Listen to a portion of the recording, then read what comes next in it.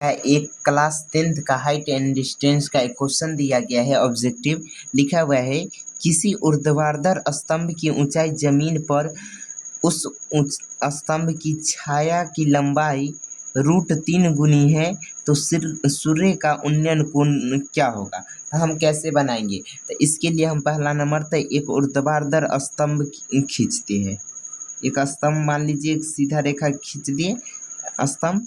तो कहता है कि यदि किसी ऊर्ध्वाधर स्तंभ की ऊंचाई जमीन पर उस स्तंभ की छाया की लंबाई की √3 गुनी हो, मतलब इसका जमीन पर जो छाया होगा इसका √3 गुना है। अगर इसको मान लेते हैं जमीन पर जो छाया बना है उसको x मान लेते हैं, तो इसकी जो स्तंभ की ऊंचाई होगा x का √3 गुना होगा।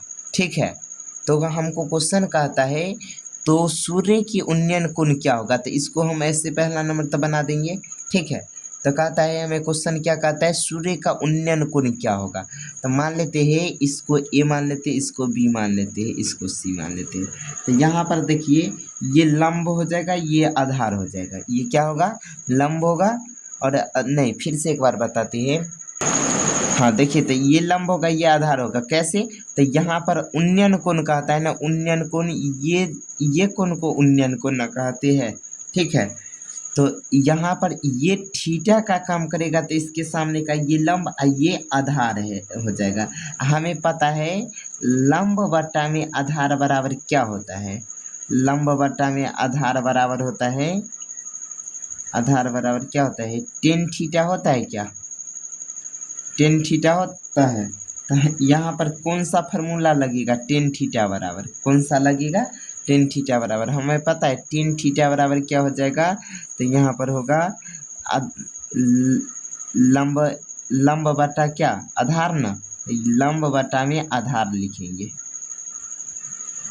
ठीक, अब यहाँ पर टेन है तो टेन थीटा है तो टेन थीटा लिखेंगे। लंब का मान देखिए तो कितना है, x बटा में √3, नीचे कितना है x।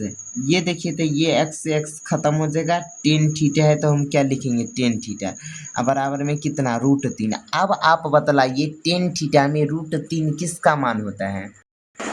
तो आपको पता होगा टेन 60 का मान ना, तो हम यहाँ पर लिखेंगे, इसलिए या आगे लिखते हैं टेन थीटा बराबर टेन 60 का मान होता है। तो यहाँ √3 के जगह पर क्या लिखेंगे, टेन 60 डिग्री।